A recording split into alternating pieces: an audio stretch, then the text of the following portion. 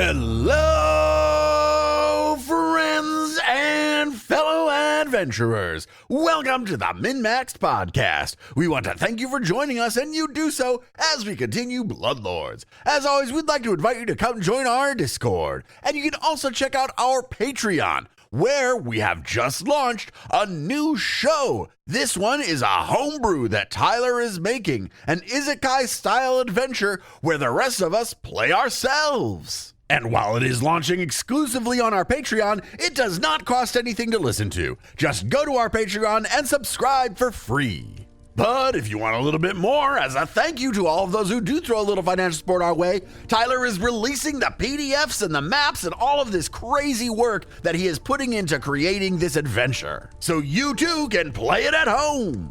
And now, as always, a shout out to those at our Lich level and above.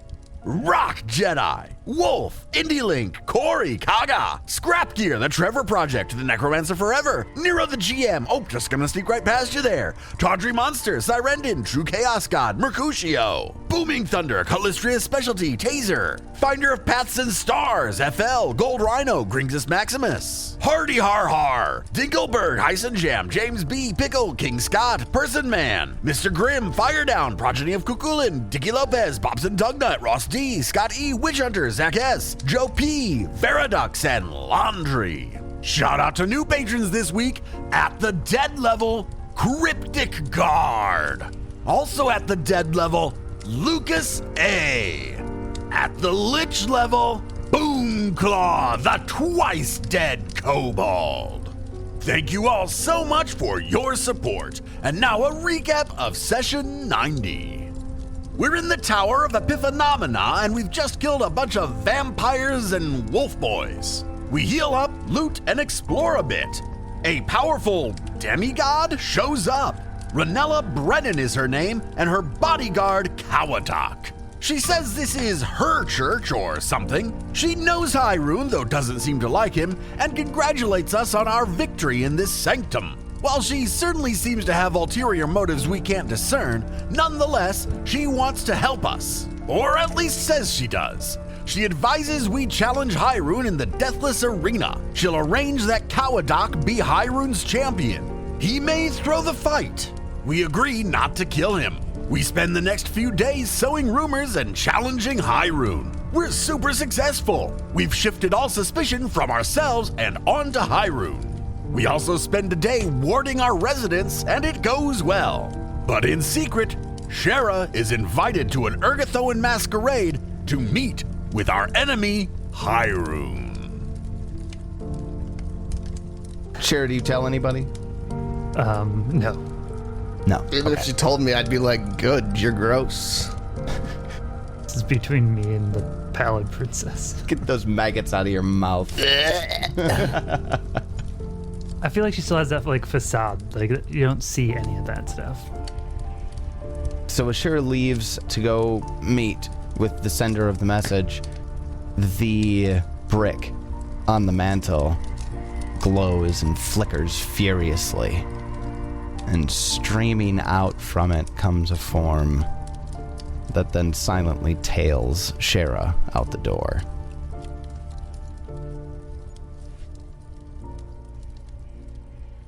You make your way to where the address was, and you get there, and it's an inn. It's an inn/tavern.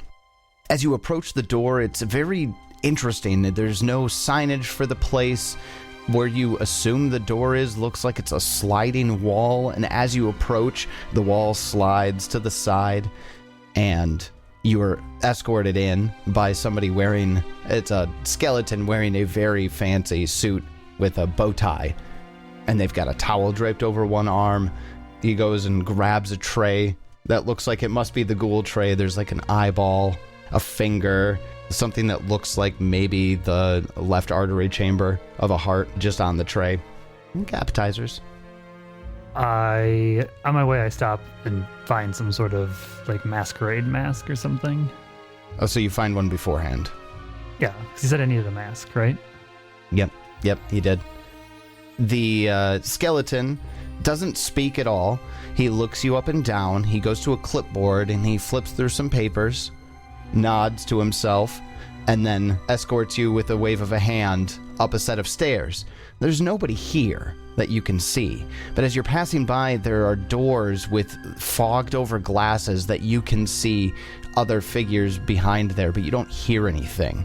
At one point, you end up walking by another ghoul who is also wearing a blank mask over his face, and they don't address you, they don't say hi to you, they don't even nod in your direction.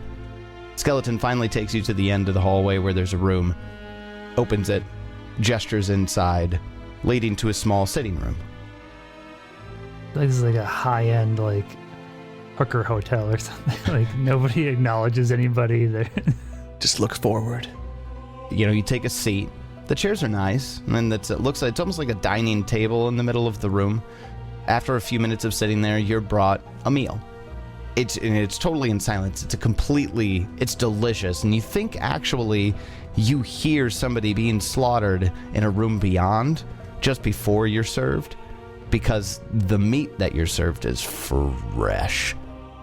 Fresh. But I'm in here by myself. You're by yourself right now. So I'm just like, I suppose, if they serve me and he hasn't shown up, I guess I'll eat. I'll like wait a little while, be like, seems like it's rude to eat without the person that like invited you, but at some point the food sitting there gets a little too tempting to not eat. Because it's like, oh, it's going to go bad if I wait too long. And it smells so fresh. Go ahead and what's your consumption buff called? So it's satiated, but then if I eat twice, which is basically consume flesh twice, I become fully satiated. Gotcha. There's definitely enough here to get you fully satiated. After you finish the meal, Skeleton walks in from a sliding door in the wall. It's a panel in the wall that you weren't sure was a door. It's definitely like a secret hallway back there. Walks out, has two folded, tented note cards, and places them both in front of you. One says, "Your +1 will be here shortly." The second one says, "Return to Skeleton if you want seconds." But I've already had enough to be fully satiated. Yes. Nah, keep eating, dude. You're a glutton. Yeah, I say I am a glutton in multiple ways. Like literally, Seconds, please. the name of this feat is Glutton for Flesh. And I'm an Ergothoan that loves consumption, overconsumption. So I will go talk to the skeleton about getting some more. And he's actually like just sitting there in front of you and is holding his hand out to see if you give him back the little note card that says return for seconds. I've noticed nobody's talking, so I don't even talk. Like I said, I don't speak to him. I just hand him the note. Okay. And he grabs it, he bows, and then shortly you hear another scream in the very short distance, followed by wet hacking sounds, and you're brought another feast. You're a bad person. This will happen a number of times until you either stop or your companion shows up. Are you going to stop? I mean, how long is each of these taking? Like, how long am I sitting here? I'll say like 15 minutes per meal. Because there's a lot at each one, too. Like, almost a full human adult amount. I mean, yeah, like not enough to feed a full human male. I mean, like an actual head-to-toe male human. Full-sized adult. If you don't stop, I'll roll a d4 and see how many courses you go through before they show up. I guess I'd probably just keep going. I assume I can eat enough. So you get a 1 on the die. So the skeleton returns and it asks for thirds. You give the placard back and they bring, another distant scream, wet hacks, and then more is brought to you. Do I get any fun secrets or anything from any of them with my new secret eater feat? Ooh, that's a good question. This is gonna sound bad, and I'm sorry. A little quick content warning. Cattle doesn't really have much secret, much for secrets. these particular ones were probably kept in like very brightly lit rooms with treadmills and like magical scrying TV connected to like shorts, so they were well treated, range fed humans. But yeah, that's probably what you'd actually get a picture of. Nobody of any importance, just cattle. Okay. So after your third helping, the door opens. Not the panel that the skeleton's been coming through and bringing the food to. This time, the door slides open, and a man strides in. I'm going to go ahead and show you a picture. I don't think I can show this just to you. So everybody's going to see I it. guess you could send it to me in Discord if you want. Let us in. Let us in behind the veil. Yeah, what are we doing? Hey, you're back at the center suite right now. You should be deciding what you're doing over the next 2 days. Yeah, you do have 2 days of downtime. Figure that out. You can craft an entire item in 2 days. I'm making keys. We had stuff to sell. A little bit of loot. Lucan would be doing research on this guy that we're going to be fighting. Well, here's a picture of him. No, not. Oh. No, the blue guy. Oh, he drippy. David's fallen in love. I don't want to fight him anymore. He drippy. But no, the beast guy. Oh, damn. It kind of looks like Will from fucking Baldur's Gate. Like if he went like full on fucking Warlock side. God, it does. Does he have the staff with him or that winged creature with him? He doesn't have the winged creature with him. He doesn't have the staff with him. And in fact, you don't even see his face because he has a mask on. But I just want to show you this art. This art's so fucking cool. That art is cool. Who is this? Sorry. This is man guy? That's Highrune. Yeah, Bloodlord Highrune Luxena. But no, I'm going to be researching Big Blue Beast Man. Ah, Kawadak? Kawadak, yeah. Got it. We'll get there. We'll get there.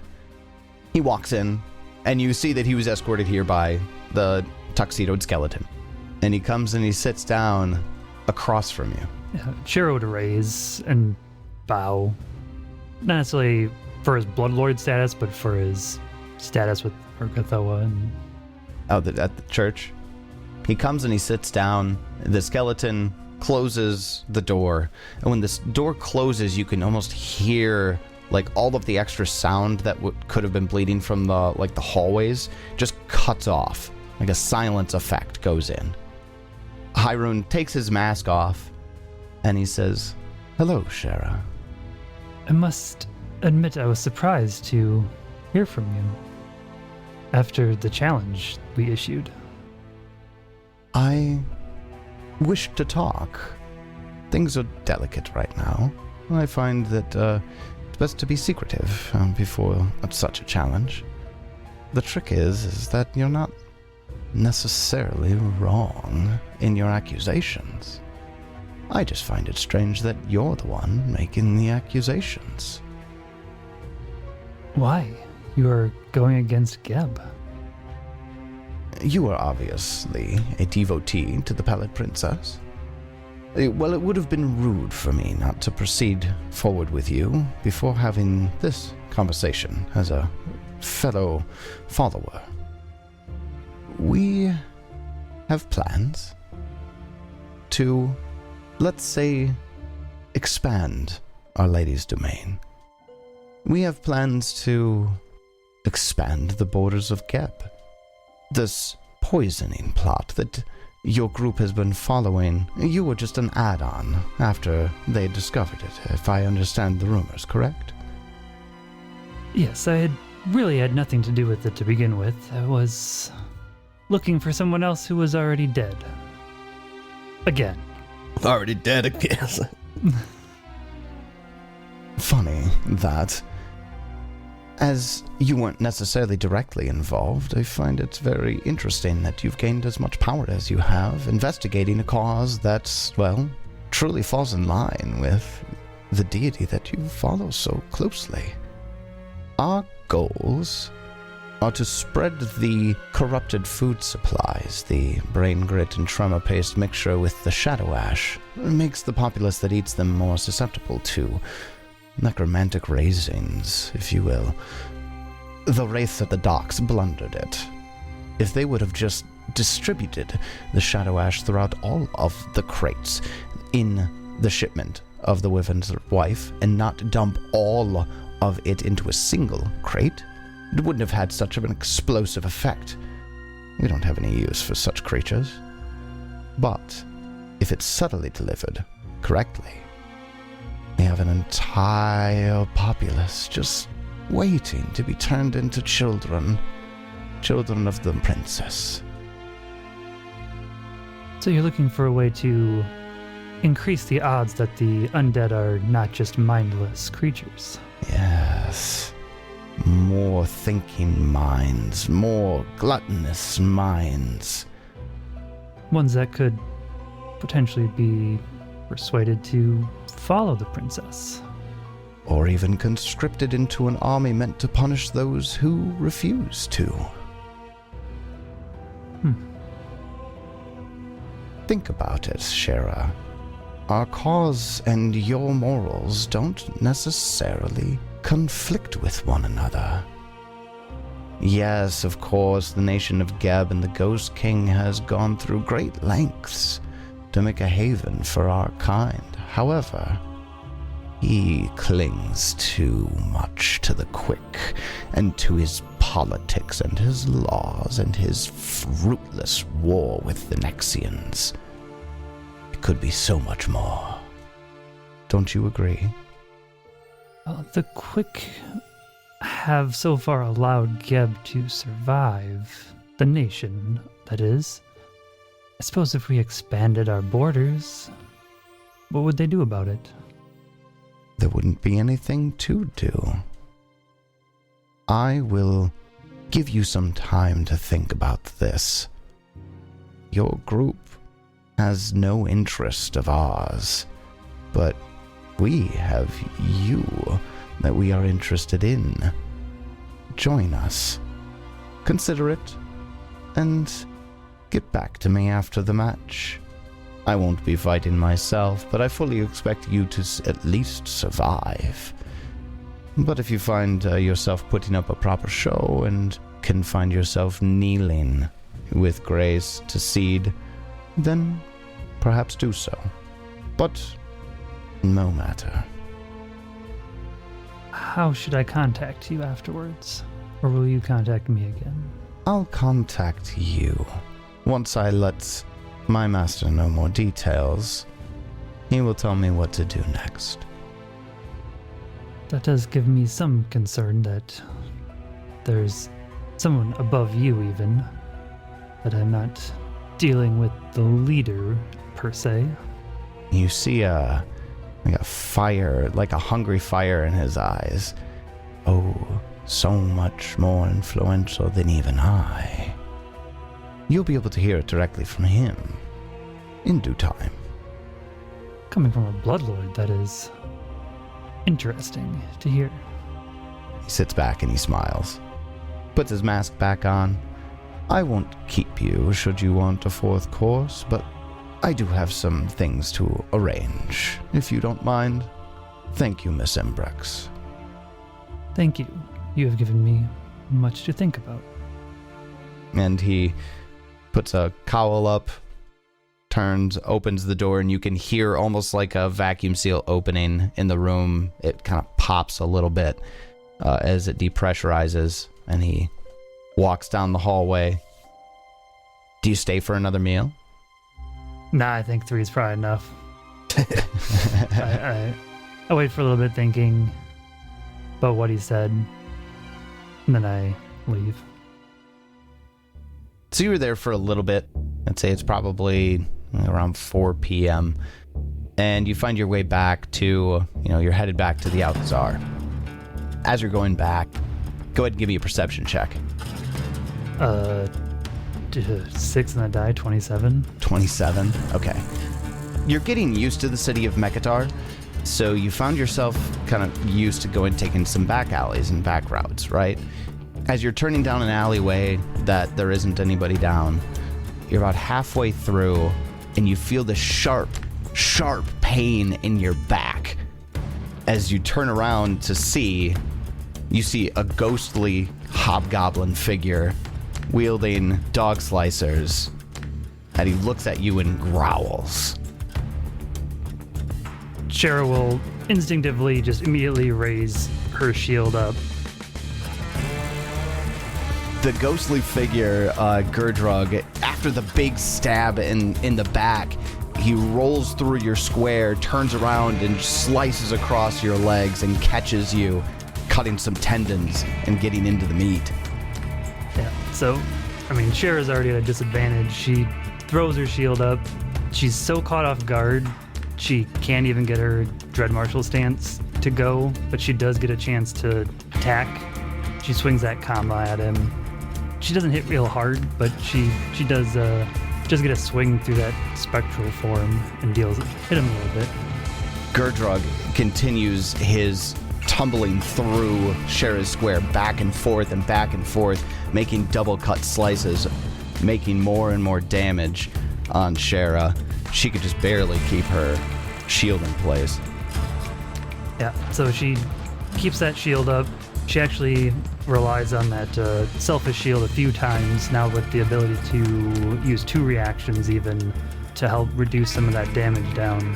But it's affecting her pretty quickly, so she will also cast that Touch of Corruption on herself while taking a couple swings at Gurdrug and hitting him a couple times. And even though he's taking some damage, Gurdrug pushes through it, continuing to bare his teeth and growl. You might even hear a couple of imbraks through there here and then, but continuously cuts at Shaira. She's taken enough hits, she will make a desperate plea to the Pallid Princess, who she was just talking to Highrune about, to regain her focus. And as you're making that desperate plea, you have this overwhelming feeling, this connection to Urgathoa, and even now to Highrune. Even his image is brought up some, and you get this clear opposition feeling to Gurdrug, obviously, but then the 3 companions that you've been spending time with are arrayed behind Gurdrug, coming to his defense against you. And you get that focus point back. All right, we'll cast Touch of Corruption again to heal myself.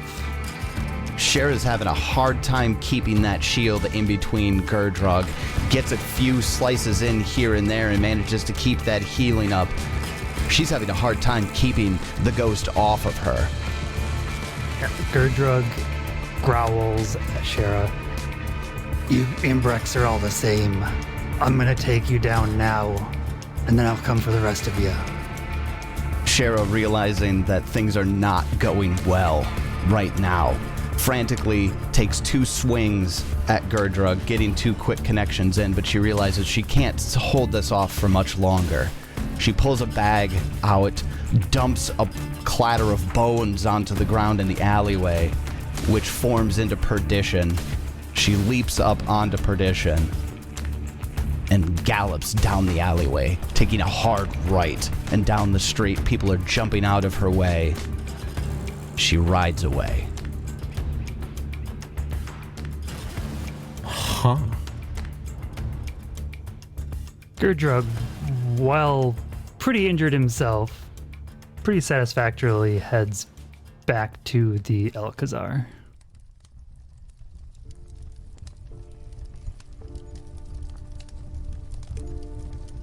And right as everybody's waking up from their evening's rest, Their day's rest. their day's rest, yeah, Gurdrug walks in the door. The fuck? Gurdrug! You're not a brick anymore. Like Gerbrick better. I think I might have you to thank for that actually there, Lucan. Oh, really? Oh, do tell me all about it. How fascinating. Well, actually, you and that dude inside Kix. Nah, he gone, dude. Oh, he's gone now, and Kix is a lich. Hell yeah. Yeah, I see that. But, yeah, leaving me at that, Kuthite temple really gave me some practice. using the physical form again. Oh, did you kill them? I maimed a few, probably made a few go crazy, but I don't know about killed any of them. Oh, hold on. I go get the letter from Stitch Skull and bring it to Gerdrug. I think you'll enjoy this. It's a wonderful letter. I don't even remember. I just off the cuff that letter. I don't recall what it the said. line you said that I can't remember exactly what you said, but you said something like the brick has killed and maimed many of us, which we greatly enjoy. And it was good. I wasn't expecting it in the moment. Yeah, I'll have to pull it back. But yeah, it's good. Well, how wonderful to have you back. Are you able to stay in this form? I think so. I haven't lost it yet. Huh. Fascinating. Well, I'm sorry, the suite here only has 4 rooms. Can you still stay in your brick if you wish? I don't know if I really even need a room, but I'm not even using a room. Oh, that's right. I don't think your Urgathoan's coming back. These shoes getting pretty nasty. Well, yes, we're all nasty. But I'm not nasty. I'm only like a couple months old. All right, I still got most of my flesh. Gerdrug, did you kill Shaira? I tried. She got away. Loser. Well, Almost had her. Got on that damn horse. expedition is quite swift. Well, then would she be coming back here? Are we going to have to talk this out in mediation or just see who wins, I guess? I followed her. I think she was meeting with someone behind your back. That dirty, maggoty bitch. Wait, hold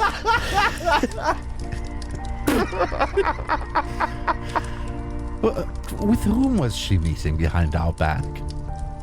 Well, I've kind of been a brick, so I don't really know who everybody is. Kind of been a break. I don't know if you remember, but I was just a rock for a while. Oh, fuck. But she went to this fancy place, pretty nondescript, but I'm pretty good at what I do. Being a brick?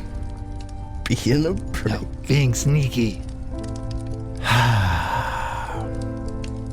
It did seem as though she was questioning the validity of our endeavors. I wonder if she's thrown in with Kemnebi and Highrune. I don't know, I might be wrong. Maybe she's gonna show up later, but I think she might have been about to double cross you. Damn. Well, Gerdrug, I think you may have a chance to kill her yet. Would you like to rejoin the group, perhaps? If it gets me the chance to kill her for sure, for good. Definitely. I don't know if you count as a Bloodlord, but we are. He's a ghost lord. He's a Brick Lord. Brick lord. You know, I might be better in the shadows anyways.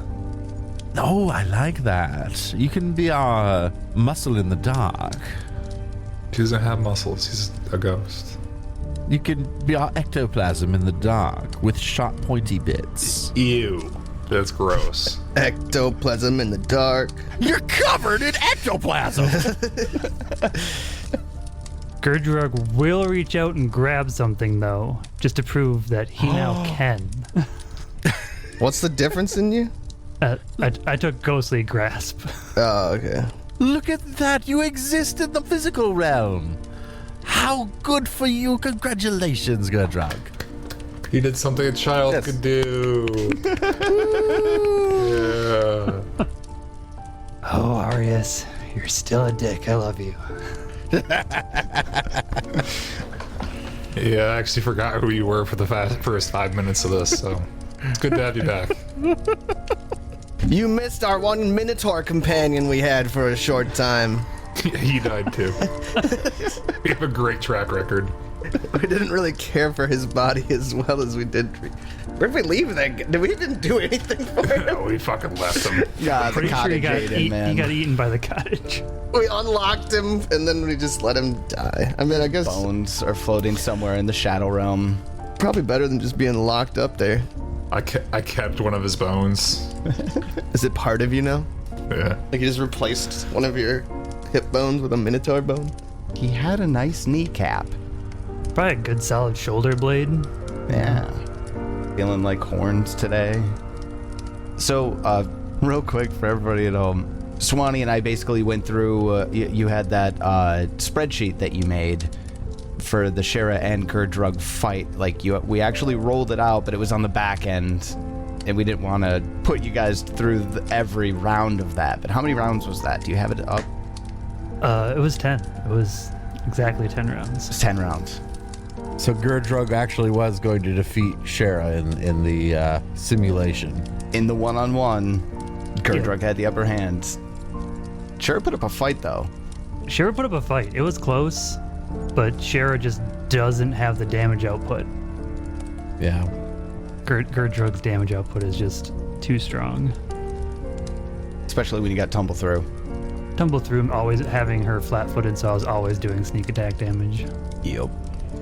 Interesting. It's always fun to have your characters fight each other. And It was interesting. I was actually surprised how close it was. I wasn't even really sure what way it was going to go when I started it. I almost did 2 out of 3, but I just decided just to do the 1 because I didn't want to... I kind of decided I was going to let whoever won, I was going to keep around.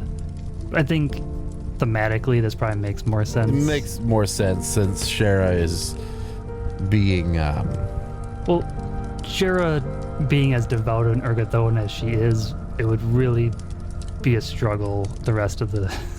Like, okay, yeah, It sounds the like whole campaign. Anybody else getting flashbacks of Moonlight? Moonlight dies, Swanee gets a new character for a few levels, then Moonlight's back. This is a lot longer than Night Dash. Just because we just kind of left somebody behind. It was a lot longer, but I actually did tell Tyler that I was worried about this being too close to that, and this being It's going to be a thing with you from now on. being a thing. Yeah. Yeah. I don't want it to be a thing, but It's really funny because at the end of the day, it's actually really hard to reconcile a hardcore Urgathoan, devout Urgathoan follower with like, okay, I'm supposed to stop the plot that is going to raise hundreds of thousands of undead all around the country of Geb. Like, why would they want to stop that? yeah, and spreading to other nearby countries. Yeah, Bring it on. I mean, at that point, it'd have to be inside of Shaira, her devotion for Urgathoa versus Geb, and she's not even Geb. She's not even Gebite. She's not from Geb, so Right. it just I think it's didn't make Gebian. sense. Gebian, Gebite, Gebian. I don't know, but she's not even from here, so why would she put Geb in front of Urgathoa? That makes sense. I think that works out. I will miss Shaira, though. All that AC. It's nice to have a tank. Oh, that's okay. You'll see Shaira again. She's mine now. Yeah. She couldn't even take Gurdrug. That's its own problem. Swanee, Yeah. what have you done? I like it how we're just giving Tyler NPCs to fight us. Like, here's my old character. He's this demon character I made up just take over my Show up in body. this And fucking... yeah, that's true. Yeah, Kadra. Oh God, does it inhabit Shaira's body? Is Shaira... they make a pact together to fight. It's fine. Arius is going to yeet that fucker back to whatever planet he came from. That's true with your new banish spell. I'm excited for that, actually. That's going to be fun. It's like, I've never fucking liked you anyways. I do want to see that happen. So I just thought it was funny, Kix, when you're like, God, we need to get rid of this bitch. And this is getting gross. Yeah, it's funny. And I talked about how we wanted to like play it all out tonight or earlier when before we started playing, and yeah. I will spend the next couple hours filling Gurdrug in on what's going on, what we're doing here, all the things that have happened, and also now that Gurdrug can interact with physical objects, seeing if I can get him ghost drunk. I would assume so. I wonder, I would bet you money that somebody's tried to make like some sort of ectoplasmic alchemical concoction that allows for something like that. There's gotta be ghost drugs, maybe. They'd be in Geb. Anyways. So we'll give it a shot. You'll have to rule on that. I don't want to spend a ton of time on it, but it has been a while, Gerdrug. Do you want to talk a little bit about what 14th level Gerdrug looks like? I mean, for the most part, he's a rogue, but because of the free archetype, he went like with the dual weapon warrior stuff, so he's dual wielding the dog slicers, and that's where most of my feats have gone, either to that or to ghost stuff like Ghostly Grasp. So he has the advanced ghost benefits. He has the first version of Ghost Flight, so he can do some minor flight like once a day. Other than that, he's good at roguing. Got good thievery, stealth, survival, society, acrobatics. So some of those things that we've been missing. Very sneaky character. But like you said, without having to go into really deep, he's got like opportune backstab, which is a lot of fun because if someone else hits with a melee attack, I can use my reaction to also hit them. So that's fun. Have Kip Up, Catfall. We'll be able to laugh at all the people trying to trip us from now on. Me and you kipping up on there. Just Right. do it, I dare you. Try to trip us. You succeeded, but I'm back up. It's like you never touch me. So you catch Gerdrug up. We got an idea of where Gerdrug's at here. Let's talk about the 2 days before the Deathless Arena. I know to kind of move into that arena thing, Lucan wanted to research the catawalk. So Lucan, you could give me a society check, and if you go and try to get reading materials on it, you can give me a +2 item bonus for it. Okay. Probably not with 25. No, that's a critical failure. Critical failure? Critical failure. Jesus. If we did secret checks for these, I would have told you some bullshit. But, nah, you got nothing. All right. Anyone else want to do anything specific in the 2 days of downtime before the challenge completion at the Deathless Arena? How much gold we got from loot? Not much, right? Not enough to actually buy anything. We just sold everything, I think, recently, other than the Shadow Ash, which I think we were saving. We were keeping the Shadow Ash. You got that blight quartz that you picked up from the temple. The raw alchemy materials, that equals 2,300 gold on its own. The scrolls of harm, 3 of them for 1,800. Half of that for 900. And then a dozen +1 striking weapons and 6 +1 leather armors. Which isn't a ton, but it's another 1,000 gold, roughly. Do you want me to just go and start selling all that stuff? Yeah, sell it and I just want to see where I end up. I'd sell the rapier, the short bow, the leather armor. Scrolls of Harm we decided we're going to sell, right? Yeah. Arius just naps in his bone pit. And I'll take 1,000 gold, but yeah, this level, it's not doing much. Is there something you wanted? I mean, there was... he probably has a shit ton of money sitting around. I want to say it was a fortification rune. Since we're losing our tank, I wouldn't mind having something to help me a little bit. Oh, I just spent it all on adamantium to make all those keys. Just the most strong key. Just adamantium. Keys. I would need, Love it. I think 900 gold. Yeah, about 900 gold. That's a lot, though. I've got 5,000 gold. Wait, seriously? Yes. You've got $5,000, you're just sitting. Yes. My pockets are heavy. Am I deleting 100 platinum? 100 platinum? Am I giving? Is Ted taking my money? 1,000 gold, dude. He's offering Arius 1,000 gold. You're offering me 1,000 gold? I feel like you buy me so much shit. Like, you're my sugar daddy at this point. Yeah. I'm a caster. It's my job. I mean, I hooked you with Zerial, so I guess you kind of owe me, but like... Yeah, I'll take 1,000. That gives me fortification. What a fucking cleric thing to say. I mean, I guess I did hook you up with the best deity ever. You kinda owe me. Yeah. That gives me fortification, which is pretty big for keeping me alive. I use some of this gold I have to go to like a goddamn professor of monsters. Okay. To find out learn about this fucking guy, Kawadak. You go pay somebody? What kind of check you need? A society check. Society. Welcome back, buddy. Oh man, I was hoping maybe I could do good. Nope, still a 2. Still shitty rolls. I do not know anything about this guy. Well, I'll tell you what, Lucan. You could use a daytime activity to go find out a little bit about it, to gather information. Gather information. I'll gather information. So go ahead and make me a diplomacy check for gather information. How about a 24? You don't find out really anything. There's nothing. Nobody knows anything about these things. Sounds about right. So you could try again. I know this is kind of like one of those, you either roll until you succeed or until the fight comes, whichever happens first. Yeah, I'll try again. I'll spend a couple hours doing this. Yeah, I mean, you could do a downtime activity of this all day. Oh boy. Nope. You're just, we're determined to get in there without knowing anything about this guy. Thanks, Dice. I'll give it one more shot. I'll go to the fucking nope.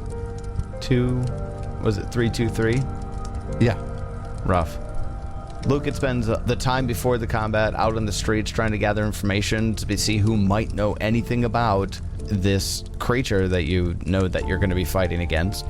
And nobody knows anything. Nobody knows anybody who might know anything. And that's all of Lucan's downtime until the battle. So, anybody else have any downtime activities they want to take before combat? I was making keys. About that rune. Gurdrugs is getting used to having semi-physical form again. Can I poke you? I mean, it's still a ghost. Are you pokeable? I mean, apparently yes, because you can deal me damage. That's going to take us over to Fight Night.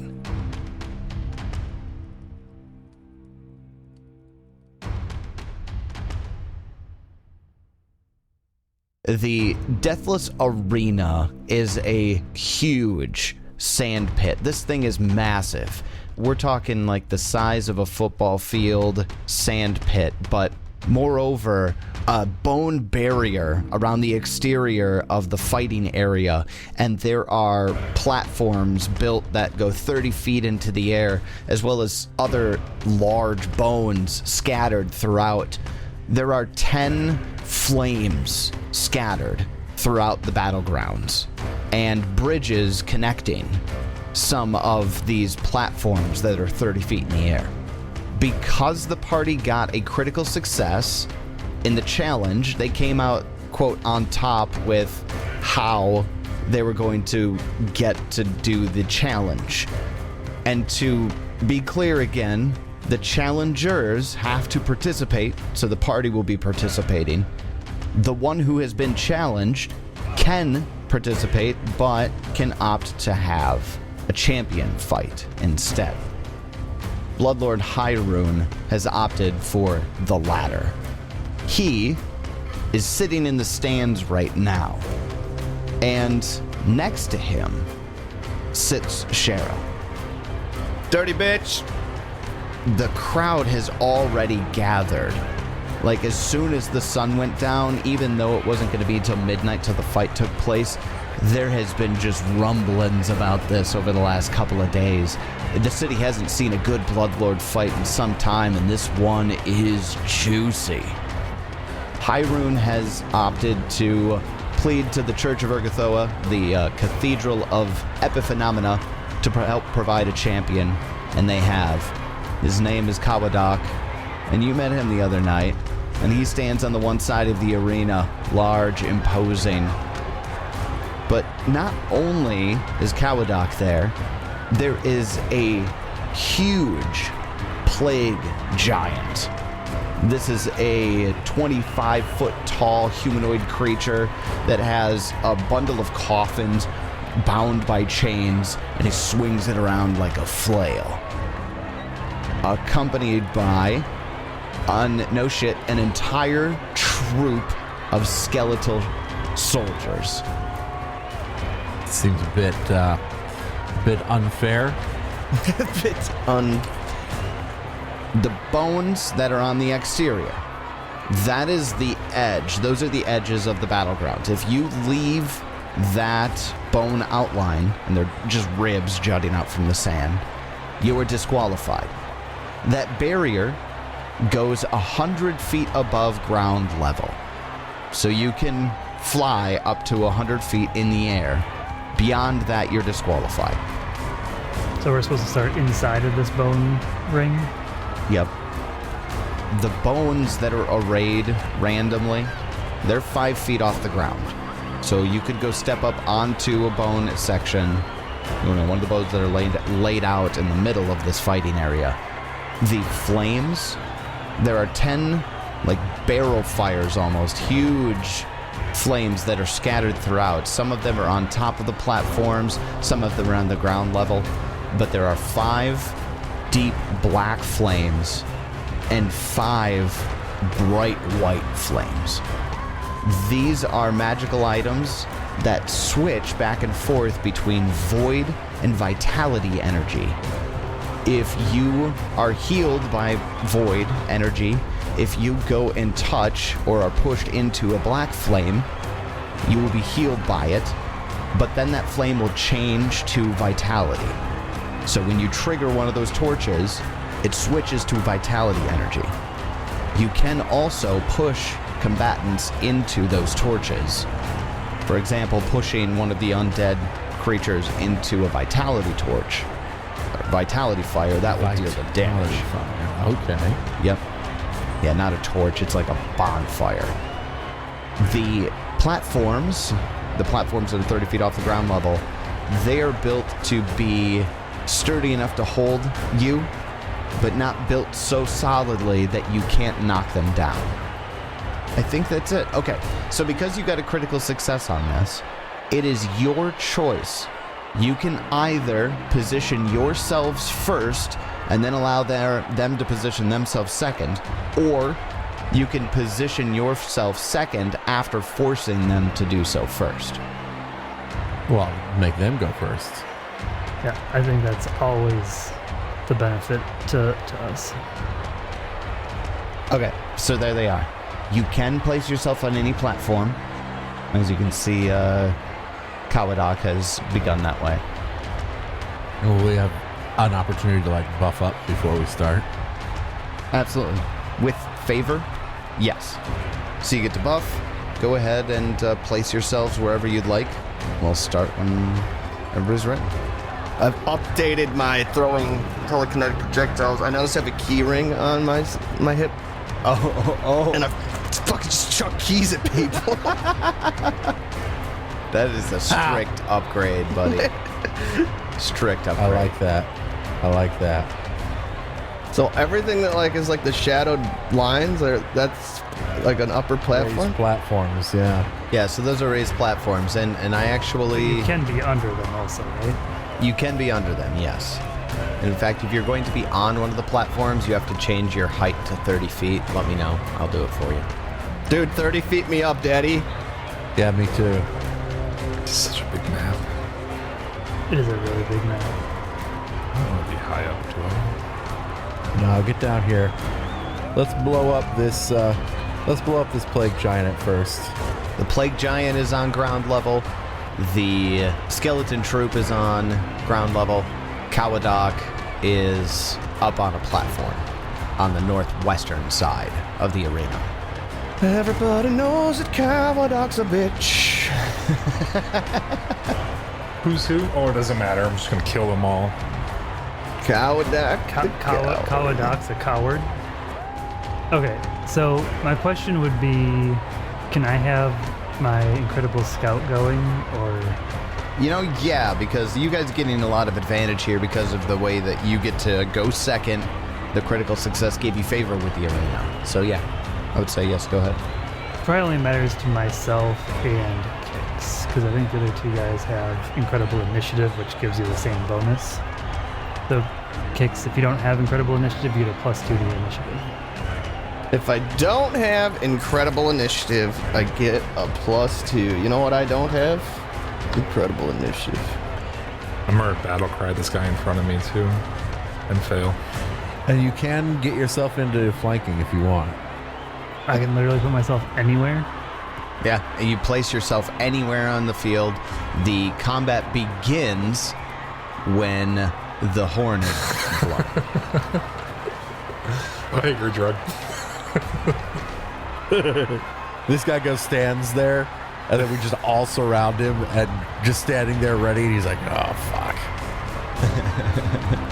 They all got ridiculous initiatives. I rolled really well. Just where I'm designed to be. Last. Right at the bottom. Way at the bottom. It's +2 wouldn't have done anything. +2 is not going to help that. Sorry. All right, we got initiatives on the board. Everybody is placed. The crowd cheers. They roar as Highrune stands, addresses the crowd. The MC is a zombie with a huge gut, and he goes up to this big double curved back horn that's like 10 feet long, and his body expands, and it just keeps going and going. He's the size of like a 5-foot diameter beach ball. Puts his undead lips up to the horn and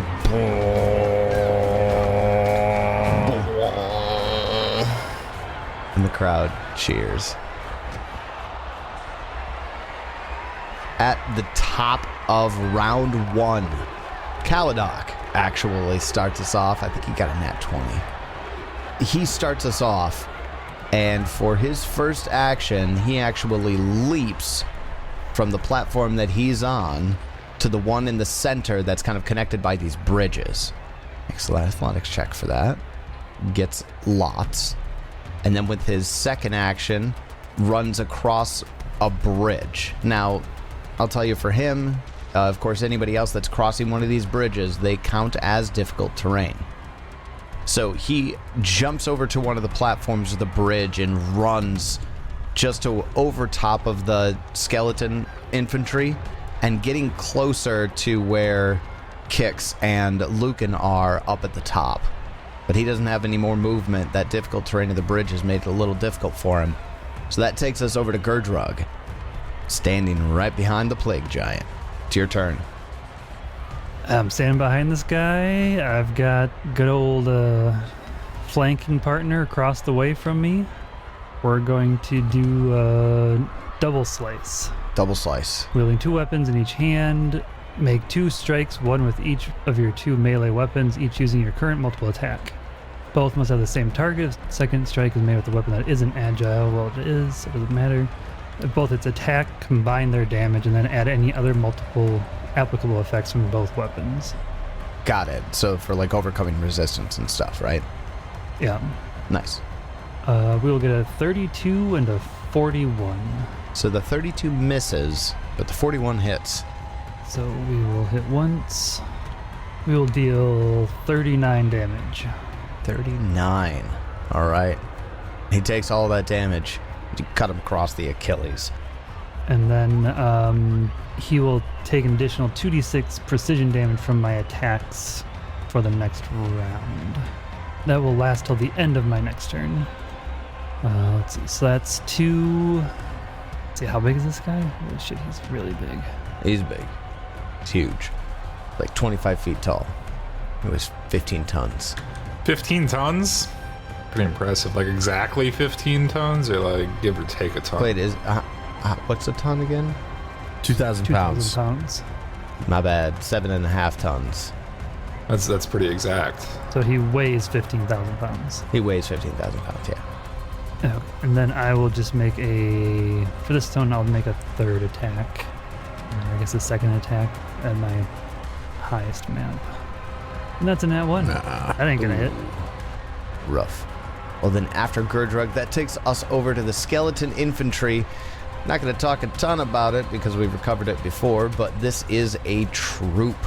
So the skeleton infantry uses its first action to begin striding.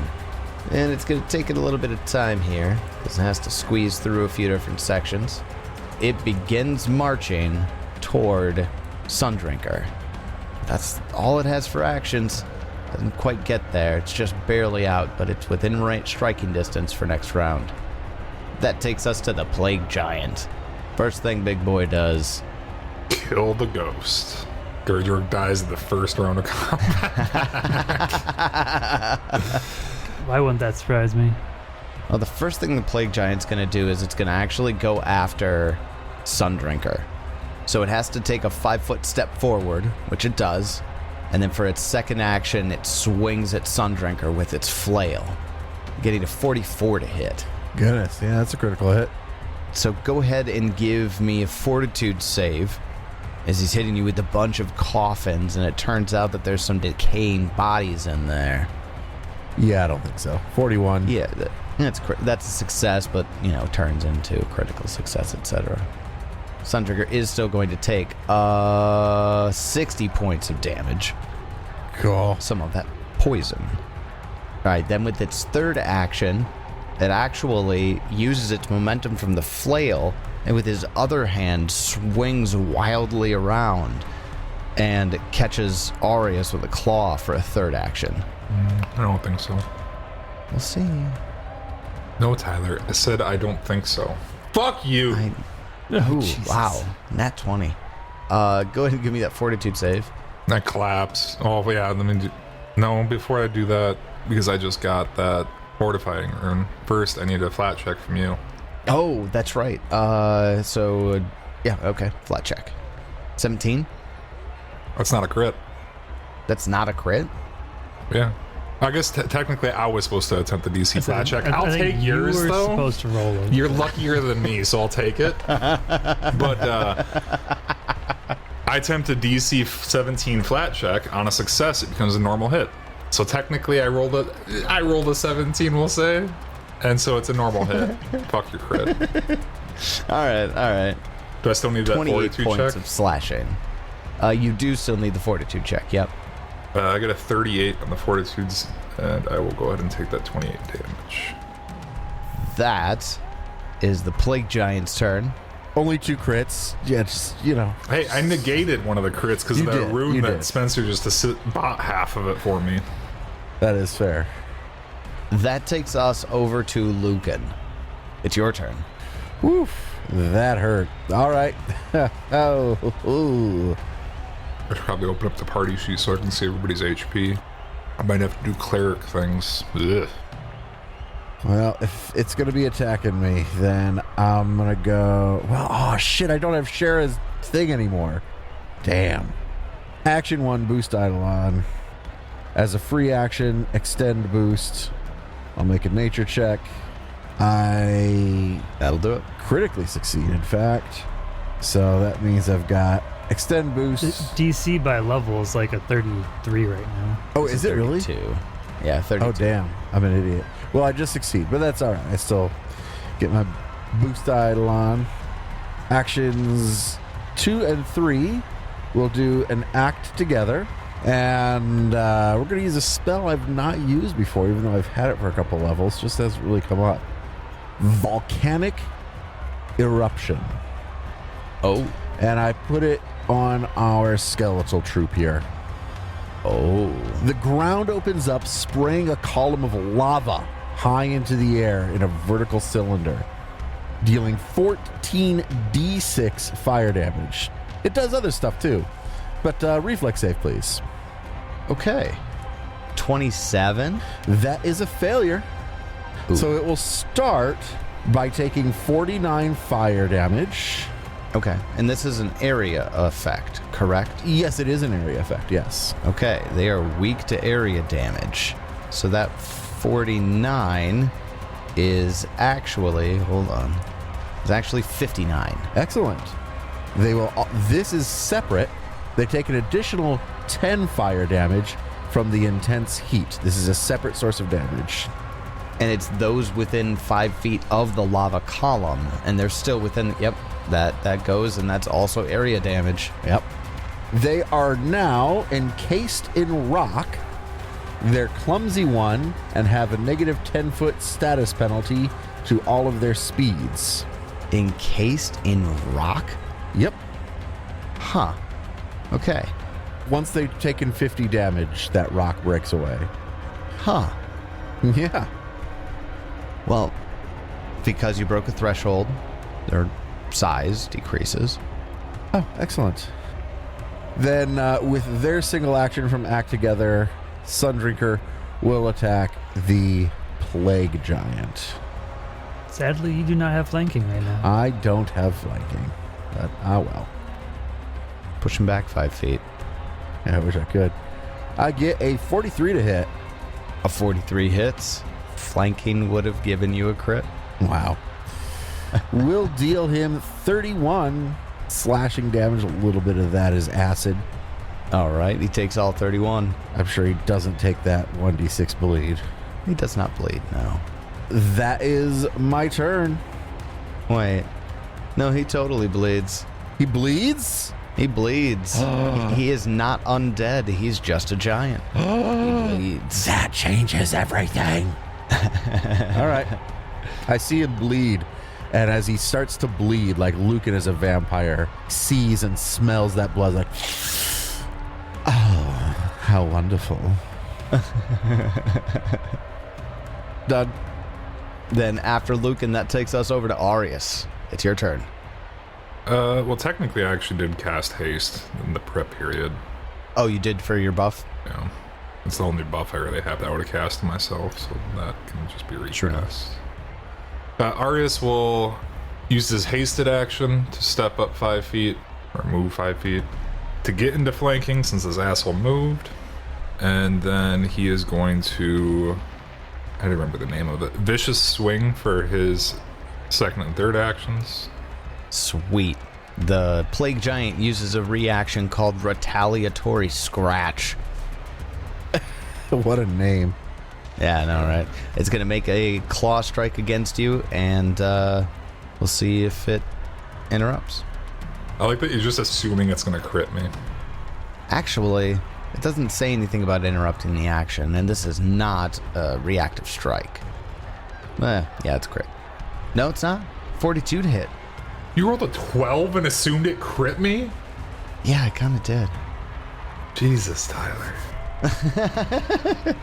You get to plus 30, man. And you need to play a fucking PC again. Remember how these rolls fucking work.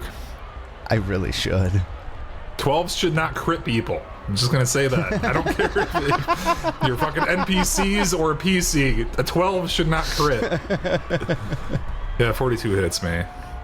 So you will take some damage, and go ahead and give me a fortitude save as well. You rolled a low on that damage, thank you. Yeah, really. And it made me roll low on my fortitude save, so fuck you. It's infectious. Arius, you are at stage 1 of the atrophic plague, so you are enfeebled 2 and fatigued. Again? Jesus. Those last for 1 day. The stage 1 of the atrophic plague is 1 day. I feel like I can't atrophy. Your bones start grinding together. You get severe arthritis. Atrophy has nothing to do with bones. It's specifically tissues and organs. I know. Oh man. Like, Stop trying to put fucking logic on this. It's magic. The undead PCs. We need to be done with undead characters. I'm just saying, like, what's atrophying? Oh no, like my tissues and organs are gone. Cool, I guess. No, you're right. For cohesion, it sucks, but Listeners, please come into our Discord and bitch at Tyler for making this work. hey, that ain't me, Hoss. I mean, at the end of the day, it is me, so yeah. Bunch of conditions I really don't like. You were attacking? Yeah. Yeah, those are terrible conditions for you. Yeah. We did a 30 to hit. A 30 misses. Is it because of enfeebled and everything? No, it's not. No, that would have. Alright, well, my fourth action, I guess I'll just take another swing. Yeah, I was looking to see if this disease had an onset period. Nope. Just straight to enfeebled for you. Critically miss. Well, this fight's not going to go very well if I'm already fucked. That's all right. Heal. So what's doing to you? He lowered my AC, he lowered all my strength-based stuff, he lowered my saves, he lowered All of fucking it. everything. And people too, so it's -2 to my attacks and damage and strength-based DCs. And fatigued is -1 to AC and saving throws. Can you get rid of enfeebled with that one spell? I was looking at restoration and it doesn't work for any of these. Actually, it would work for enfeebled, Say probably enfeebled, but Ooh, not, nice. not not fatigued. the other one. Yeah. Enfeebled 2 is pretty harsh. Like, that's all of your offensive capability. The cut funny by thing is, 2. restoration reduce the value of the target's clumsy, enfeebled, or stupefied condition by 2. Perfect. So I'm just gonna have to cast restoration on myself next turn. It's a 1 minute cast. Oh fuck, Whoops. is it? Apparently, Yeah, it is. I did not realize that. Guess I'm casting restoration on myself after combat. God, they really fucked restoration. Hold them Holy off for a shit. minute, guys. Give me 10 rounds. Hold them up for a minute. It's like an animes. Give me a minute while I power up. You guys hold them off. You guys die while I try to do this. No problem. Well, that takes us to the bottom of round 1. Kicks. It's your turn. So this thing to the right of me is just a skeleton? Like it's a bunch of skeletons? Yeah, it's skeleton infantry, so it's a very large collection, although half of their numbers just got cut down by a giant stream of magma that came from the ground. Nice. That also really slowed him down. Yeah. Well, I'd like a free recall knowledge on the giant. Plague Giant, Yeah. go ahead and give me a society check. Oh, then it's not free. Just kidding. Oh, it's not. Okay. The only one I got. That's the only thing I got for him? Society, yeah. Giants use society. Well, then, I guess I'll use an action to do it. You son of a bitch. 24. Recall knowledge, right? Yeah. That is a failure, unfortunately. Let's cast a spell. Fortitude save on the giant. All right. Let's see what he got. Oh, nat 20. What he got? Yeah, right. Alright, hold on. I got something for this. I'm gonna use foreseed failure. The Oh. trigger is if somebody critically succeeds or I critically fail, I get to just do something else. Whoa, hold on. What? No shit. I just posted You it. see yourself fail to take hold of disastrous and then snap back to reality. It was all a precognition. And you know to try a different spell. Oh, your spell is expended, but you can cast a spell that requires the same number of actions as the triggering spell or fewer to cast. And it just has to be a different spell. Holy shit, that is so fucking cool. That's like making me re-roll at the cost of a spell slot. I'm going to cast Synaptic Pulse. It targets the other guy, but it's mine, so I don't know if it actually does target all those guys. Oh. Down there? Yeah. What's 30-foot emanation? With an emanation? Yeah. You wouldn't want to do that to the skeletons. They're mine. I know. Are they, like they're in the area? Yeah, then it wouldn't matter, I don't Yeah. think. So just the Plague Giant for synaptic Pulse. Yeah. And it's all enemies specifically. Sweet. Alright, will save from the Plague Giant then. That's actually his weak save. What? Why does it say? Oh, he must have a thing too. Okay. No, he doesn't. It's incapitation. It's if you hover over it. So it's incapacitation. Oh, it is incapacitation? Yeah. Oh, So he's okay. level So 10 or higher. he gets a Or 33. level and 11 or higher. All right. yeah, incapacitation turns his success into a critical success. Hey, do that thing Forcing again. failure again. Nah, this one's a day. All right, that's all I got. That's rough, dude. I foresaw foreseeing this failure. Then after kicks, that takes us up to the top of round 2. Caladoc, who is making his way to the central platforms, continues on his way. Now, when he's crossing the bridges, again, that's difficult terrain. Costs him twice the movement to get over it. He makes his way onto the central platform with his first action. He's got a 50-foot move speed. Oh, I'll take an attack of opportunity on him. The platform's 30 feet in the air. They're like 30 feet in the air. Oh, damn.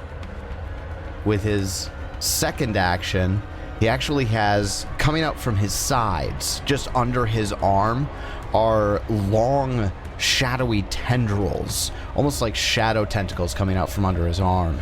And one of them whips out at Kix. You need a 51 to hit. I thought this guy was our boy. And that's going to deal you 49 points of damage. And then he has improved grab. He uses a free action to grab you with the Shadow Whip. For his third action, he uses something called Whip Drain. The grabbed creature must succeed at a Fortitude save or become drained 2, or drain 3 in a critical failure. Let's go ahead and give me the Fortitude save. 39. That is a success, so you're not drained. That takes us over to Gurdrug. It's your turn. I guess 5 foot step forward, double slice. Stacking it on. He's still got that precise debilitations on there. Yes, he does. Nice. We're gonna get a 46 and a 35. Nice. The 46 is a critical hit. The 35 is a hit. Nice. So let's see. We'll do critical. Oh my god. 83 damage. I also have Jeez. thundering. I'm gonna need a DC 24 Fortitude save. You probably can't possibly fail that. Yeah, I think he's got like a 27 Fortitude save. Except unless he rolls a nat He rolls one. a nat 1. Unless he rolls a nat one. Deafened, he's deafened for an hour. Cool. Oh, that's amazing. All right. See, there are no enemies within 10 feet, so the shock doesn't make a difference. Right. Oh, but wait, there's more. Oh, there is? Yeah. Oh, that's right. He You gets have hit by the another second full attack. also. Takes another 26 damage. Damn. Takes all of it again. So I had to move and then double strike. He's lucky that I had to move, because otherwise I would have used my flensing slice, which would have done 3d8 bleed to him. Damn. Flanksing. So that was like 119 damage or something like that. Who is this man? Great round. That then takes us over to the skeleton infantry, who use their first 2 actions, something called Phalanx Charge. So they're slowed by 10 feet. And clumsy 1. Good thing it doesn't have to move very far. It uses Phalanx Charge. The skeleton infantry, the remaining, encased in rock as they are, lower their spears and charge in a straight line. I'll take an attack of opportunity on him, I guess, unless this movement doesn't incur attacks of opportunity. No, it definitely incurs. All right. Incurs. And they run straight into Sundrinker. But let's get that attack of opportunity first. Reactive strike or what have you. 42. 42. Oh, that's a critical hit. So does that mean I interrupt that charge? Yeah, you would. Hells yeah. Bludgeoning damage, 69 of it. Yikes. Nice. Nice. That makes the skeleton infantry cross another threshold. You take out a huge swath of their numbers with one swipe of the vine branch. The crowd goes fucking wild at that as bones fly everywhere. That would be pretty fucking cool. It would be. Back that ass up. Yeah, seriously. Okay. But also now they are no longer slowed or clumsy because Because they took 50 they damage. took 50 damage. Well, great. Which breaks Cool. the rock off. Man, that's wow. Okay. Well, that action they were taking was a 2-action thing. They had to be within 10 feet of you, but you got them before the 10 feet. So you have is it 15 or 20 foot reach you have now? I have a 20-foot reach. 20 foot reach. Nice. So that means that they have to use their third action just to form up on Sundrinker so that they can do something next round. Excellent. That's their turn. Taking us over to the Plague Giant, This motherfucker. who is just getting assaulted on all sides. He turns around and sees Gurdrug, and after having taken such a serious chunk of damage, which for some reason I pictured Gurdrug just like jumping up and dragging a blade down the back of his leg. He focuses on you. First attack with a fail. Little tiny Gurdrug. Gurdrug does a lot hit you. 47. Jesus, yes. Is that a critical hit? That's a critical hit. Big damage from the Plague Giant. This guy hits like a 64. fucking freight train. He does hit like a freight train. And you need to give me a fortitude save. 36 on the fortitude save. That's a success. Oof. Actually, it's a success because of your undead benefits, I believe. Nice. That's a really fucking high save then. Okay, so that was the first attack with the flail. He's got 2 more actions. Second one, he swipes at you with a claw. No, not Arius. Gurdrug. No, you can hit me. I'm not doing damage. Gets a 34 to hit. Ooh, misses by 1. Oh. Then with its last action, it actually leans down, picks up a rock, and throws it at Kix. Is that a manipulate? To pick up the rock, you bet your ass it is. Yeah. I gotta take a swing at something. Actually, making the ranged attack is what does it. Oh god, kill him. 42 to hit. 42 hits. Hold on, before he goes, because Arius hit him, my opportune backstab triggers, and I hit him. Oh, Jesus. Oh, nice. I hit him for 43 damage. Okay. I just get caught up. He didn't die from that? I was hoping it would kill No. him. He's so close, but he gets that rock throw off, and it flies across the arena at Kix. Does a 31 hit. Ooh. Spot on. Spot on. Kix. Take And it breaks the rope. rock damage. 27 points of damage. And it bangs loudly off of the platform, and a plank comes flying down as it's knocked loose. The platform doesn't get knocked over, but it looks like it wouldn't be hard to get it pushed all the way over. I would say that's the end of the Plague Giant's turn, but it has to bleed here real quick. I'm gonna say, tell me it's enough. That would have been Just ridiculous. throws a rock and falls over.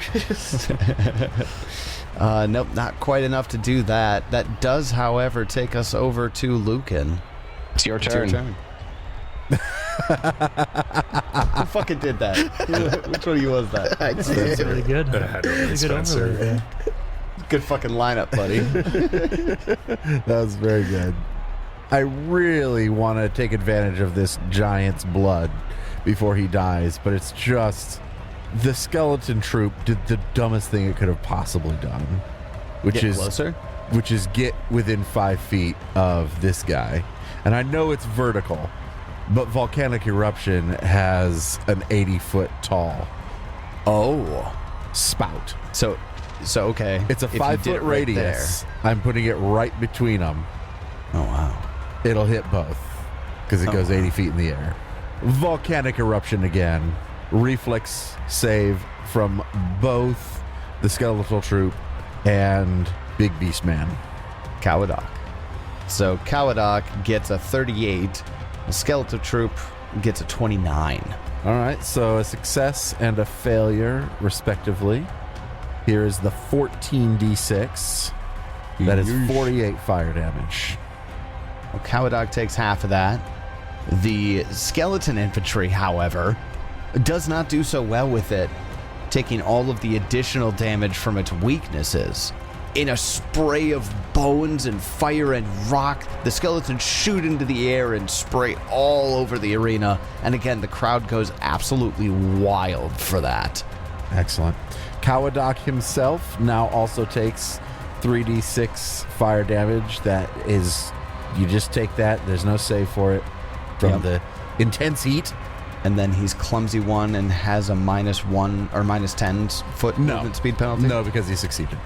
Oh, I see. doesn't Gotcha, get any of gotcha. that. So that was actions 1 and 2 as an act together. With Sundrinker's action from act together, they will attack the Plague Giant. This time with flanking. Can we finish it off? Ooh, I missed with a 30. 30 misses. It's really tempting to take my... Speaking of which, What? Swanee, take a hero point. Spencer, take a hero point. Actually, everybody take a hero point. Yay, I'm using mine. Hey, I sowed that rumor, and I blew the shit out of that skeletal troop. Yeah, Yeah, everybody you- did. I you blew have 'em hard. fun moments from everybody in mind tonight. So yeah, everybody gets one, What did and we're I- at what? What did I do? We're pretty well into it, right? You got crit a couple times. Good job. It sounds about right. Made me feel good. I still missed. That is not including flanking. Oh, would a 32 hit with flanking? It would not still. One shy. You ass. The one shy. That's all right. Then I will just simply take my third action. Is there anything more beneficial I could do with this third action? Yeah, there probably is, actually. Instead of wasting a swing, let's cast Protect Companion.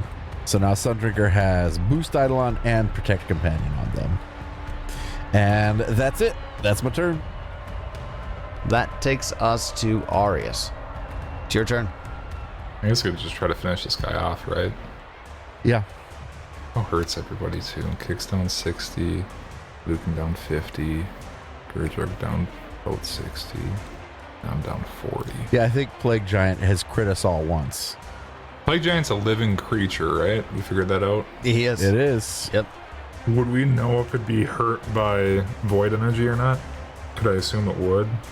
Everybody has failed to identify anything about it, Yeah, I thought as much. but it bleeds. Fuck it. I do a 3-action, 7th level harm. Try to heal everybody up a little bit. Sadly, Kix is outside my 30 feet, though. But this will just barely clip Sundrinker, so it's going to get Sundrinker and Lucan, too.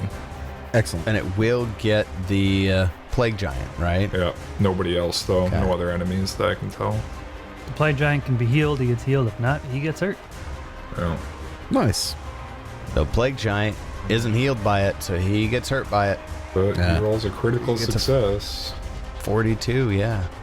But the healing goes off. That's the important part. Some low rolls there. 30, though, for everybody, except for Kix.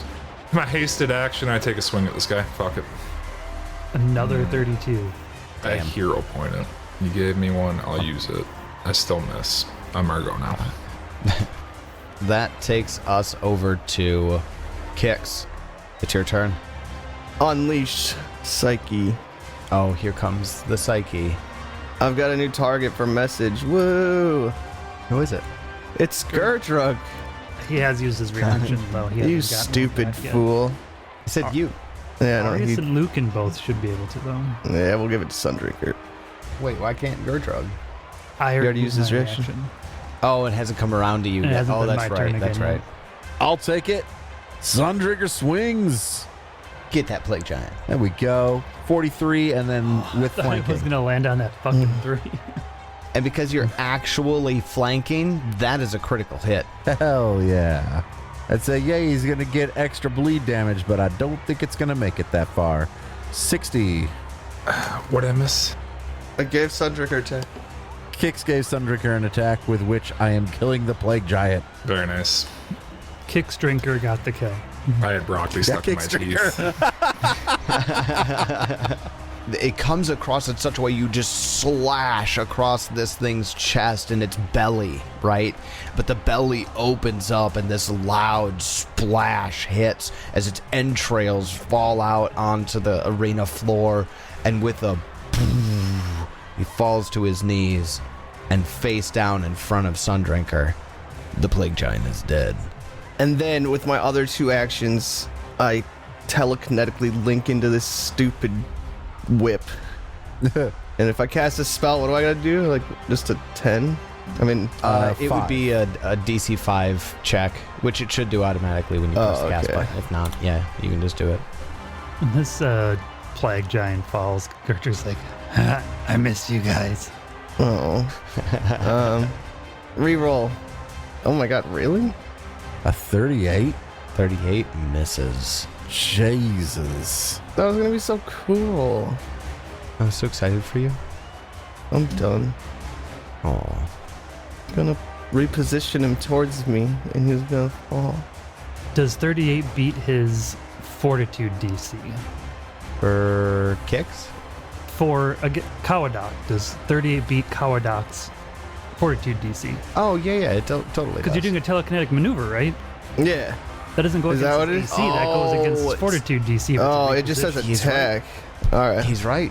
Yeah, a 38 is a success. Well, my mind pulls on the fucking chain, The rope? the Shadow chain, rope. shadow rope, and I push him down to the 30 foot, down to Sundrinker. Gets fucking pushed? Okay, so you pull him 5 feet towards you, Yeah, and he falls down the hole.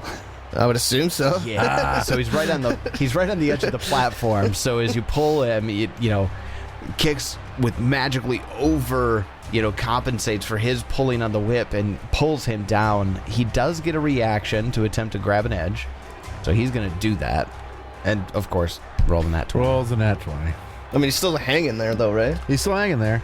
Would that break the grab? It would have to, right? He's using both of his hands to, like...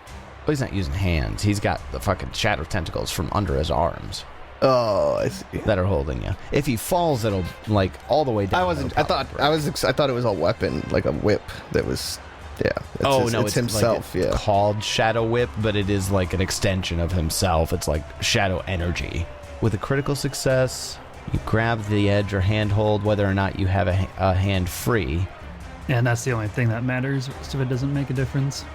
Yeah, it's true, because he didn't fall any further. So yeah, he is on the edge, so... Yeah, he is hanging there, unless he has Rapid Mantle. or He's Quick hanging Climb, there, and he one of does the other not two. have Rapid Mantle. So he has to use his first action to actually climb back up. He growls at you a bit, because that was stupid. He hated that. Uses his second action to draw his weapon. And then his third action to throw it. So he's got this big, long sword that's straight-edged. And he actually hurls back and whips it at Kicks. Kicks does a 46 hit. Oh, yeah, this guy ain't not hitting me. I promise you that. I'm not meant to be hit. I thought being up here be okay. And I thought this dude was my friend. 87 points of damage as the blade whips right Jesus. through your torso. And with his, let's see, climbed up, drew, threw it. You know what? You are no longer grabbed because he did not maintain the grab. Silly guy. So the shadow kind of like fades away as he threw his blade at you. He does only have the one blade, so he'll have to go get it if he wants to do it again, but he won't. All right, that takes us over to Gurdrug. It's your turn. I spend my first 2 actions to cast Ghost Flight on myself, which gives me the ability to fly as a real flying creature for 10 minutes. Oh, dang. And then I will spend my third action flying towards him. But 'cause I Gurdrug's have, doing all the things he I couldn't have do to go before. up at an angle, I can't make it very far. No, it's true. Yep. Then after Gurdrug starts taking flight, that takes us to Lucan. It's your turn. How long does your fly last for? 10 minutes. Actions 1 and 2 act together to cast Rose's Thorns up on this platform where Beastie Boy is. Okay, so taking up the whole platform there. I cover the platform with Rosy Thorns. I will need a reflex save. He is so good at these. 40. Well, that will succeed. So he'll take half of this 8d8. He'll take half of 31, so 15. Those 2 actions, then Sundrinker, I guess, is going to need to get up there somehow. That's because it's 30 feet up, right? 30 feet. Yeah, it is Well, 30 feet up. But Sundrinker is very tall. And with a True, reach true. of 25 feet, well, 20 feet, and then 25 feet if I use my lunge. You think I could attack him from the ground? Well, and as a huge creature, you're likely... Like, I always picture Sundrinker as a tall, large creature as opposed to a long one. I would as well. So I would say, yeah, you'd be able to reach from down there. You might have to take a 5-foot step yeah, closer. we'll have to move up but- a little closer, sure. We'll start by moving up a little closer to him with my single action from Act Together. Then with my third action, Sundrinker will swing a vine up there and attack this dude. attack. And we'll get a 42 to hit. 42 hits. Will deal 29 damage. Moment of truth. Is he gonna bleed? 29 damage. It bleeds. Nice. All right, done. After Lucan, that takes us over to Arius. It's your turn. Well, the combat kind of moved away from me, so good thing my armor has wings. Can you blink charge that far or no? I could blink charge, but I'd like to just fly, so that if they try to knock me off or something, I don't have to worry about that. And the rose thorns. I'm at 19 health. Well, you should probably heal yourself. Myself, I got a cleric for it that's freaking enfeebled. He's no good for nothing. Well, I was hoping, I thought my wing thing was only one action, then I was going to do a 2-action harm on you, and then Fly up to him. my hasted move would be my 4th action, but winged is 2 actions, so that puts a damper on everything I thought I was going to do. Because Kix, you're up above too, right? Yeah. I got to get within 30 feet of you. You could delay and I could just roll off. Oh, you are right after, aren't you? Yeah, fuck, I'll just delay. Take Kix, 15 damage. Is there a difference with like knowing your fall? no. No, Not I at guess all. not anymore. Okay. I thought there was, but there's not. You have to have Well. a cat fall or something. Kix jumps down. Kix take 15 damage. I will and, go to 4. You are now prone as well. And you're That's 10, fine. 20, 30, 40 feet from me. And then I'm Second going action, to stand up. Third action, go over to Arius. To Arius. I mean, like, or I could like. You could soothe yourself. Or you could cast, a 2-action spell on you right now. Or Or give Arius the ability to I move. could phantasmal kill him. Or you could try that. Or that. It is tactically an option. You do your thing. I mean, Phantasmal Killer is always an option. Might not always work, but it's always an option. True. Will save. You're doing it. All right, sweet. I cast this as I'm falling. Like, pew. Oh, what a bitch. No Motherfucker. fucking way. Are you kidding me? How many net 20s have I rolled tonight? Quite Too a many. few. Too many. It's been a lot. Cowaduck, he ain't scared. Arius went back in. Yeah. All right, Arius, your turn. Were there stairs or anything going up, or is this just a raised platform, no way of getting up? Raised platform, no clear way of getting up. Okay, that's what I thought. Yeah, I don't really have much to do other than I'll go up to Kix. I'll do a 2-action 7th level harm. That's a big boy. Could do a 1-action harm on him afterwards. Yeah, that's actually what I was thinking. We'll see how I roll on this 70. Now he's 10 gonna plus get like 56. 100. 93. You had to fucking jinx it, Spencer. I was gonna roll 100, and then you said it. I'm sorry. Take your 93 healing. What's that put? Oh, you're still fucking down 70. 65. Lucan's down 50. Gurdrog's down 20. I'm down 10. Okay. Yeah, I might just drop another harm on you as well, just to really get you going. So my hasted action was the move. 2nd and 3rd actions was a harm. 4th action will be another harm. I accept. And fuck it, we'll just do another 7th level one. He's crazy. Nice Rolled rolls. decent. 44. Can you transfer health on this character? Was that It takes an extra feat. oh. Or it's an extra action because of the feat. Fuck, I could have just done that. I forgot that was a thing. Martyr. Can we such undo whatever. this so that I can use the fun feat that hurts me to Wait, heal him? but done more How healing? much would that even be right now? 1d8 hit points per level of the spell, so it'd be 78 hit points. Out of curiosity, what would it? Oh, it would have been terrible, and I would have hurt myself for 27. Nah, let's just do how we did it. I'll waste the Let's go extra the 7th original. level spell. Martyr's not that worth it right now. He's fine. On the ground, I just kind of kick him. Just like, you okay down there? I'm playing dead. Undead. Playing dead. The guy doesn't think I'm alive anymore. I fell. The fall looked really bad. I'm pretty sure you casting that spell was a dead giveaway you're still alive. I did it as I was falling. Not how I saw it. You didn't see shit. It was all in my mind. Gurdrug, you see him cast a spell after he fell or during his fall? During the fall is fine, but it doesn't matter to this guy because he knows anyways. So at the top of round 4, Kawadok uses his first action to leap. And since he's going through the thorny rose bushes, he's going to take us some damage as he's moving through.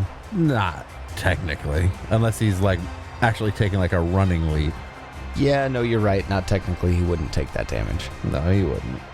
For his second action, he leaps down onto the ground level. All right, he should be in my attack of opportunity range there. Correct. And for his third action, he leans down and picks up his blade that he threw at Kix earlier, but he does take that 15 damage from falling. Definitely in my attack of opportunity range. I actually think that means he's prone. If he took damage, he's prone. So yeah, instead of picking up his blade, he stands back up. He'll pick his blade up next round. Maybe he stands back up. Maybe. We'll see. 44. 44 hits. No crit though. All right, he stands back up. Yeah, like a 38 didn't hit him or something like that. So Yeah, some ridiculous shit. We'll deal him 28 damage. All right, he takes all that damage. So he's standing, he's on ground level, and that takes us over to Gurdrug. It's your turn. Oh, right, hold on. He bleeds. We take 6 bleed damage. Ah, And does not recover. love that. Now it's Gurdrug's turn. Gurdrug's going to use 3 actions to fly behind him. As you are moving through his threatened space, one of the shadow whips that's coming out of that space underneath his arms whips out at you and gets a 41 to hit. Yeah, that would even hit Shaira. 23 points of bludgeoning damage. I take it. I'm now in position. And I believe those are all of Gurdrug's actions. Yeah. So that takes us over to Lucan. It's your turn. Well, I guess I will not sustain my roses. I did also, as I flew, come back down to ground level You can fly too? Okay. Yeah. for 10 minutes. Is it ghostly? Yep. The Casper flying around? Well, I got in fucking flanking for you, so you better You attack. did. I better attack him. All right. Action 1, I'm going to need to recast Boost Eidolon. And as a free action, I'll use a focus point to extend boosts, my second focus point, and make a nature check that I fail, so I don't use that focus point. Then with actions 2 and 3, we'll just Electric Arc him. Although he's really good at reflex saves, but whatever, it doesn't matter. Phenomenal at them. Yes. Reflex save. He rolls a 3 on the die, but gets a 36. Jesus, succeeds with a 3 on the die. He'll take half of this damage. Jesus, he can't even critically fail. Nope. No. Not possible. He'll take 11 electric damage, and then Sundrinker will take a swing. Swing! Gonna get a 39 to hit. A 39 hits. Excellent. We'll deal a little damage. 28. 28. All right. He takes all that. Because you hit, I will use my opportune attack to attempt to hit him also. God, that fucking feat, man. 31, I'm going to use a hero point. And not roll much better. 34. That will miss. Use my reaction and a hero point. Awesome. That takes us to Kix. It's your turn. It's my turn. I kill him. It's my turn. You kill him. Congratulations. He That was the did. secret. You just had to say it. Well, save. This is Phantasmal Killer. It is. And I didn't roll a nat 20. 36. Hey, that still does damage. Hey. And it's Frightened 1. Not damn. It's my turn. And then I kiss him. Good. I'm glad. Amped message. Oh yeah, Gurdrug already used his opportune bullshit. Oh, yeah, he did. Lucan hasn't. Yeah, I can. Sundrinker, go. No. Yes, I did. No, that's You right. just went. I just went. You just went. Hell So you got yeah, it back. I attack him again. I get a 38 to hit. That hits because he's frightened. Excellent. Kicks, you did a thing. Oof. 18 whole damage. Rough. Keeping that bleed on him, for sure. After kicks, that takes us over to Arius. It's your turn. This guy has a pretty high fortitude save. We figured that out, right? He has a really high reflex. That So we really had haven't- reflex. Yeah, we haven't seen fortitude. I don't think we've seen or his willpower, fortitude. really. The Plague Giant had high fortitude. high You fort. have seen the will save on this one. It's not as good as reflex, but it's still up there. Nah, it's not worth doing. Okay, I'm just gonna run up there and fucking swing. Hasted action, I move up into flanking. Second and third actions, I will vicious swing. Are you fucking kidding me? Is that taking 30, flanking into account? Don't think that's It it. is. 37 not. misses. As I say, it doesn't seem to think Gurdrug's a. You're a ghost. Actually, then a 37 with flanking does hit. Hell yeah. Okay then. So bad. Rough rolls. A 9, a 10, and then 3 2s. Oh, one. Oh, and a 1 for the fire damage. 31 damage. 31, he takes it. You do get your replenishment of war, though, don't you? Yeah, so I get 7 temp HP. Fourth action, he is frightened, right? He is. Yes. A frightened creature is in your melee reach. Your offense exploits your enemy's fear. Make a melee strike against a frightened creature. If you hit and deal damage, the target is off guard until its frightened condition ends. If the target was already off guard to you when you damaged it with this strike, it can't reduce its frightened value below 1 until the start of my next turn. So if it's frightened and off guard to me and I hit it, it's frightened until the start of my next turn. I mean, it is off guard to you if it's flanking, if you're flanking it. Yep. Yep. So yeah, that would work. Hero point. Fucking hell. 31 I miss. Oh, 31 does miss. It's worth a shot. Then after Arius, that takes us over to Kawadok. It is his turn. He is looking really low. What he does is he's got his blade out and he's looking like he's about to strike Arius or Gurdrug, and he's panting, breathing heavy, and slows, sheathes his blade, goes down to a knee, and cedes the match. And as he does, the crowd erupts I spit on him. in cheers. Wait, can he do that? Yes, he can do that. Do not kill him. Do not kill him, Gurdrug. I want to kill him too. Gurdrug. No, Arius. I Do finally not have kill somebody else that him. wants to kill things. I'm 100% positive. But like, The rumble and the roar of the crowd is getting louder and louder. But above all of it, you can see, if you look into the crowd, Bloodlord Highrune has risen up into the air and he's shouting. Did he do the He's gladiator thing? red-faced. And he's pointing down at you, and he's shouting obscenities, and he's throwing his hands up. You can't hear what he's saying because the crowd is so loud, but he's like, this guy's embarrassing himself right now. He's throwing a literal temper tantrum 20 feet above the crowd as he's flying up to do it. And as his face gets redder and redder, he finally casts a spell, and he disappears in a flurry of illusory bats. I just feel like the crowd should be chanting, "Finish him! Finish him!" You do not want to finish the bodyguard of the most powerful you Urgathoan don't leader, want to. who's like a fucking demigod. You said we, but it sounds like a you problem. We made a deal with them. Who did? I wasn't there for that deal. I I don't remember this deal. I heard fight in a fucking Coliseum, and I was like, okay. After Highrune disappears in his teleportation that he does, the crowd's volume intensity increases. This ghostly manifestation of Geb himself standing in the middle of the arena. It's 100-foot tall projection, and he's standing amongst you. Ooh.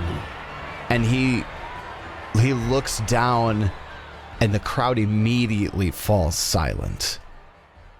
I pronounce Bloodlord Lukenhollow, Bloodlord Arius, and Bloodlord Kix the victors of this battle. And their friend Gerdrug. It seems as though... He doesn't even mention Gerdrug. It seems as though... Seems disrespectful. They were not responsible. I have reviewed the evidence, and we will fully investigate Hyrhune's role in poisoning the waterfront. But until such accusations are resolved, I hereby suspend Hyrune from all benefits, accolades, and protections afforded him as Bloodlord, and forbid him from leaving the city of Mekatar until the investigation is concluded to my satisfaction. At that same moment, you receive a telepathic communication from Geb. Damn.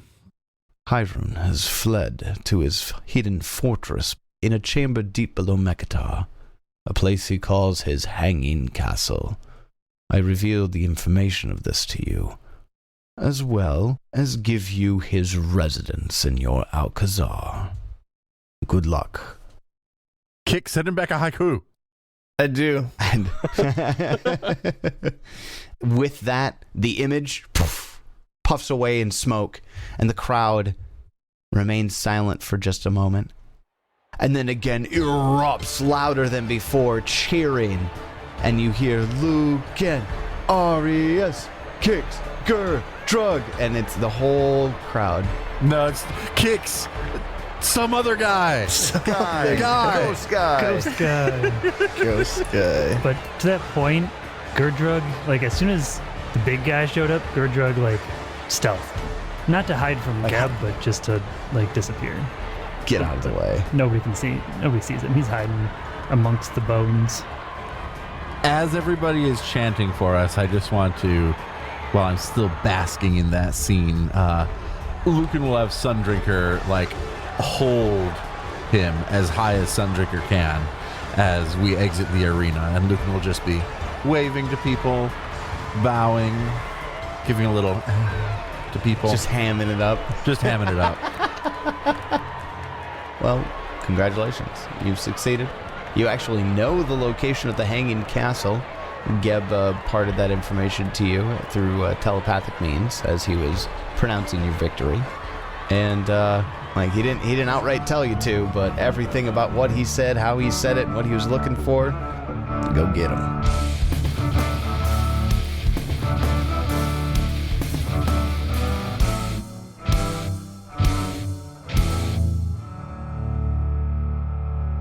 Shaira, you traitorous ghoul! How could you betray us like this, throwing your lot in with our enemy, Bloodlord Highrune, our sexy, sexy enemy? Well, at least we have Gerbrick back, breaking all the physics and logic with his ghostly ways. Did we get the better end of that bargain? Find out next time as we continue Bloodlords. And until then, may you have many great adventures of your own. It's your turn.